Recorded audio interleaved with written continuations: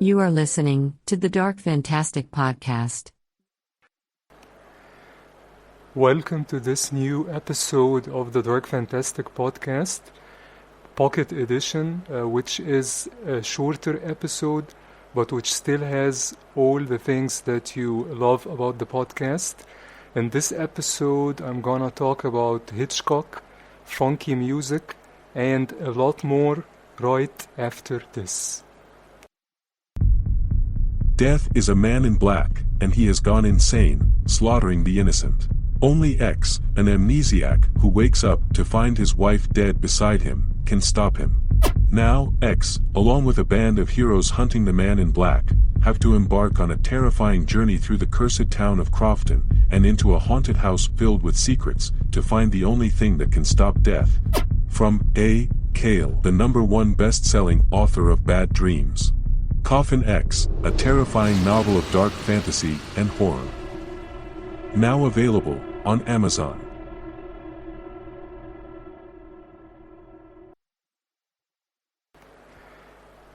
I want to talk a little bit about Hitchcock because Hitchcock is the reason why I became a filmmaker. It's that simple. Ever since seeing Psycho on television when I was a teenager, I was hooked. The music, the mood, the camera work, the horrific ending of that movie, it all had a great impact on me. I'd already fallen in love with movies way before that, but it was Psycho and Hitchcock that cemented the idea and made me know 100% that movies are where my heart is, basically, because since I was a kid, I'd loved movies and cartoons and TV shows like MacGyver and Murder, She Wrote and all that stuff that, played on TV when I was very, very young. And I'd always loved and was always fascinated with stories and storytelling, and I always loved the idea of books and magazines and comic books, and I had some trouble reading when I was young, so when I wanted my storytelling fix, I basically went and watched movies either on television or rented movies on VHS, or went to see them in the theater. But as time went by, I discovered that of all the storytelling formats that were available to me, movies were just the thing for me. I loved them. And after watching Psycho, as I mentioned, as a teenager, I caught it on TV, I think on cable, for the first time. And after watching that and being blown away by,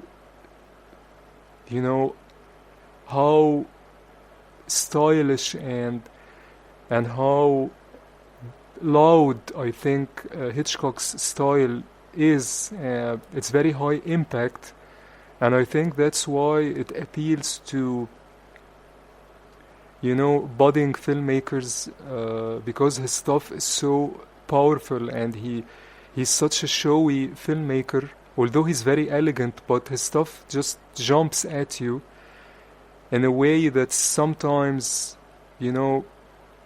very showy, sometimes a bit more,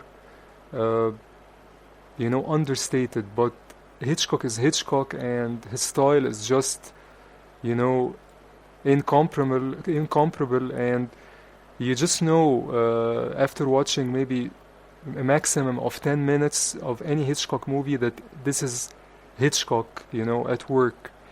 So after watching Psycho for the first time, I tried to get my hands on any Hitchcock movie I could find. North by Northwest played on TCM all the time, and I managed to find VHS copies of The Birds, one of my favorite Hitchcock movies, and Vertigo. I found I tracked down a copy that I found in London of Vertigo, which was the remastered version with the remixed soundtrack, and also that movie blew me away with its mood and its gloom and its dark psychology and the cinematography and of course the music.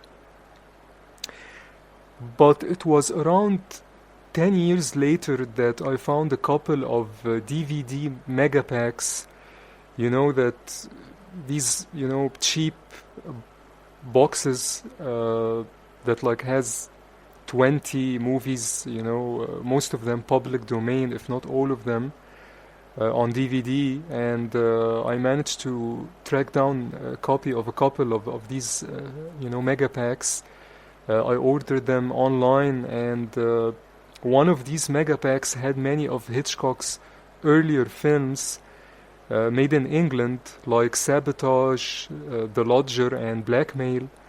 And I devoured all of them in a matter of weeks because it was just a revelation, and it was just amazing to me that I suddenly had access to all these movies, all these Hitchcock movies, these, hard to find classics, and I just, played them. I think I played one movie a day just to be able to absorb them. But although I was very pleased and I was very grateful to find those copies of these old Hitchcock movies, none of these earlier films of his, the black and white ones made in the 20s and 30s, really grabbed me, and I never really at the time fell in love with any of them. But recently I had a chance to watch some of them again, and it was like seeing them for the first time. Like Number 17, which Hitchcock made in 1932, a low-budget thriller with a very raw sense of humor, and which, despite its faults and the limitations of the time, is one of Hitchcock's most enjoyable and atmospheric films of that era. It is just such a fun film, and he has so much fun with it. The characters are very likable. The mystery is just so appealing. The mood is great, and it's somewhat known, Number 17, for the miniature work at the end of the movie with the train wreck. But just the whole movie is just really, really fun, and it's very short. It's just over an hour, and I highly recommend it for people who haven't watched it or who would like to discover, how Hitchcock grew as a filmmaker. And I also watched The Lady Vanishes, of course, a much more well-known Hitchcock movie from 1938, which I found boring and bland when I first watched it about 10 years ago, maybe a little more, but which I now find super fun, and I find it very, very well made. It's a kind of proto-blockbuster, that has, it's painted on a big canvas. It's like an, a large-scale, showy thriller aboard the train, and it basically, establishes the template for the big-budget studio thriller that would come, 10, 20 years later. But as always, Hitchcock was always a forerunner, and he was always a pioneer, and it's one of the most entertaining movies about murders or mysteries on trains. So it was just, such a fun film. When I watched it again, I really appreciate it now. And I also watched some of the silent classics like The Lodger, which in my humble opinion is a masterpiece, and the first film to showcase Hitchcock's mastery of camera and mood. And Hitchcock considers it, and he mentioned this many times, that he considered it his first real movie. He had made a couple of movies before that, and had co-directed and collaborated with other filmmakers from Germany on other films. But he considered The Lodger his first movie, and it's easy to see why, because it includes a lot of techniques he would continue to use for decades, like the point of view shot or the subjective camera, and moral ambiguity and sympathy for the accused, and sometimes even sympathy for the villain, which is something Hitchcock would later be known for, or Hitchcock movies would later include many times that motif. And I also watched Downhill, a very obscure Hitchcock movie nowadays, and like The Lodger, it also stars Ivor Novello, a friend of Hitchcock's and a very famous and renowned composer. And Downhill I also found it surprisingly enjoyable and polished for such an old film made by a very young Hitchcock, and which doesn't include his usual plot elements of murder, mystery, set pieces. It's just basically a riches to rags drama, very typical of the time. But as I mentioned, it's surprisingly compelling and surprisingly moving and surprisingly polished. I had a chance to watch one of the remastered version of that movie, and it was just a revelation to me, because Hitchcock hasn't really made a lot of quote-unquote straight dramas. This is basically one of his few straight dramas. So it was surprising to me that it was so compelling and so entertaining. But my new favorite is Blackmail, which was made in 1929 and is the first British-made sound picture in history. And Hitchcock started this movie as a silent movie, and then he and his crew decided to transform this movie into a sound film when the technology became available to them, which makes for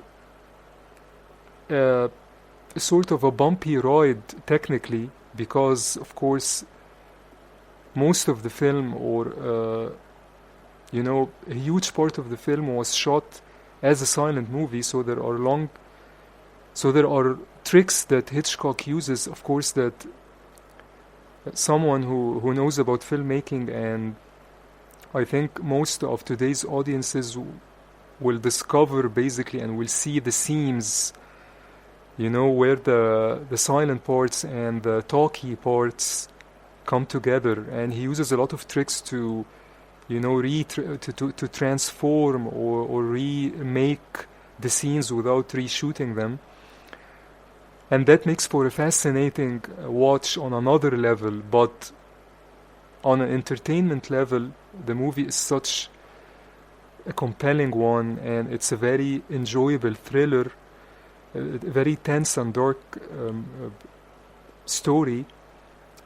And Hitchcock does, with a couple of locations and a very short running time, relatively speaking, he does more with these elements than what he and a lot of other filmmakers would later be able to achieve with 10 times the budget and 10 times more advanced technologies than the ones used in that movie. So rewatching Blackmail now, again, I watched a remastered version of it. It's just a very well made movie, and of course it's a trailblazer, and I appreciate it now a lot more, and I'm more and more starting to reappreciate and really understand the value of these earlier black and white Hitchcock movies made in the 20s and 30s in England. And I just wanted to share that, rediscovery with you. And the next time you think of watching a Hitchcock movie, give one of these golden oldies a try. You might be surprised how much they have to offer a movie buff.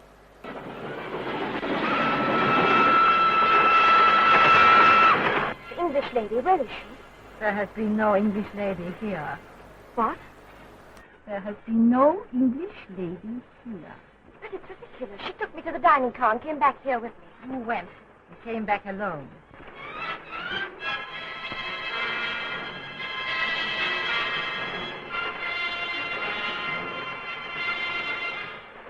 I know there's a Miss Roy. She's as real as you are. That's what you say, and you believe it, but there doesn't appear to be anybody else who's seen her.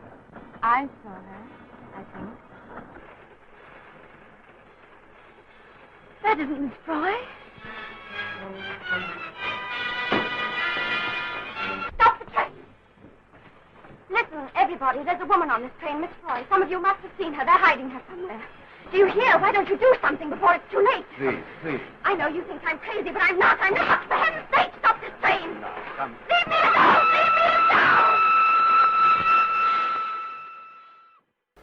I'd like to talk a little bit about a guitarist that a lot of people don't know.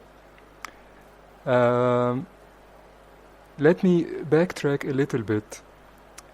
I've been a fan of Bryan Ferry's for more than 20 years now, and ever since I discovered his music on VH1, I think 20 years ago, I watched the video of Roxy Music's More Than This, and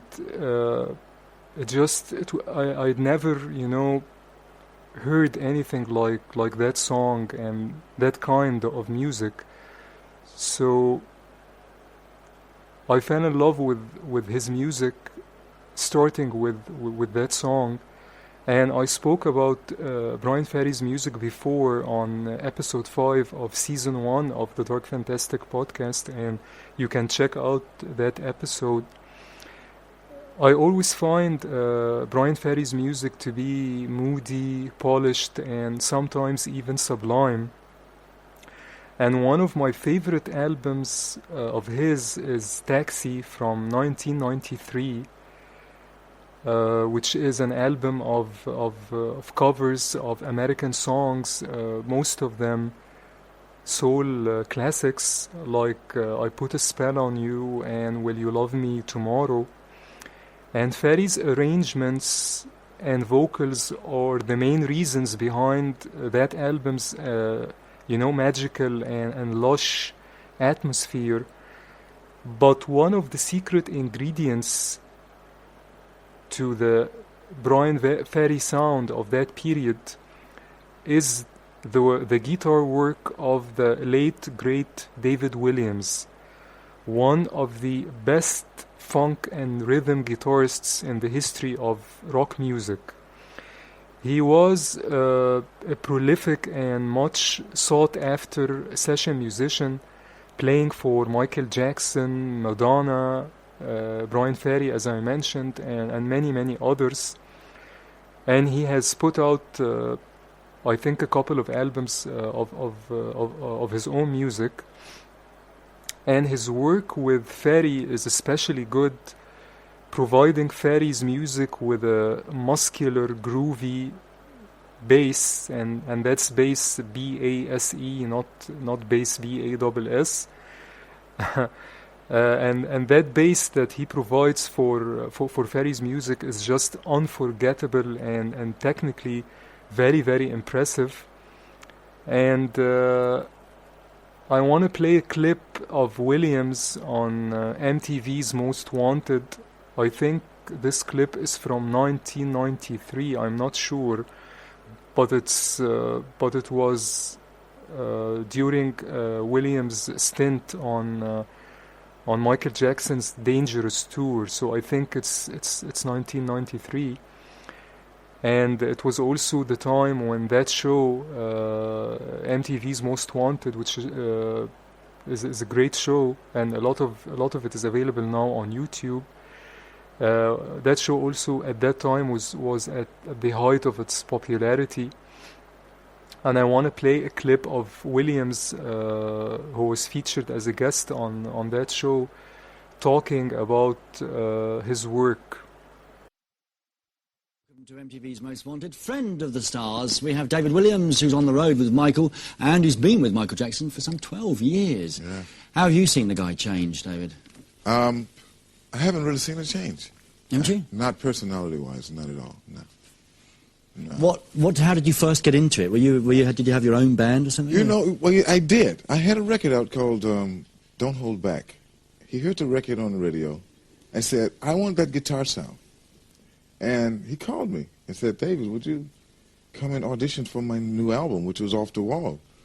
And I went, yeah, sure. You know, I didn't think it was him for real. Of course not, no. Yeah, and he called, and so he told me, show up at the studio at such a time, and I went down, and it was he and Quincy. And I was like, oh, God. It really is them. Oh, it really is, you know, so it was one of those. Were you lucky, but did your parents give you a guitar, you know, like Elvis when you were 4? My parents gave me, my brother gave me my first guitar when I was about 8. Wow. When I was 8 years old. And by 9 years old, I was on stage performing. It was a gift. It was a natural thing, you know. It was just natural. I just did it. Let's have a look at you doing something. What's your favourite? One of my favorites is the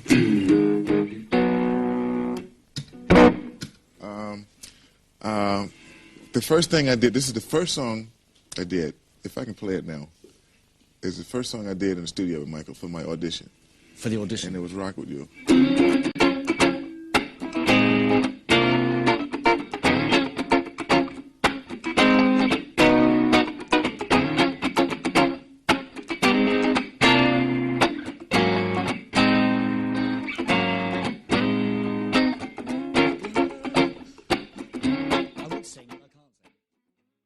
If you want to hear more of Williams's work, listen to Bryan Ferry's album Taxi, or even better, his album Mamuna from 1994, a forgotten masterpiece of an album.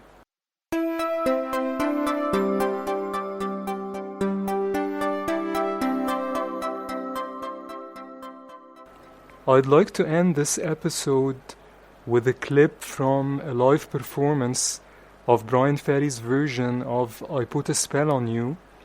It's a terrific performance and features an amazing backing band that includes Nathan East on bass, Robin Trower on lead guitar, and the great David Williams on rhythm guitar. Thanks for listening, and please join me again for another episode.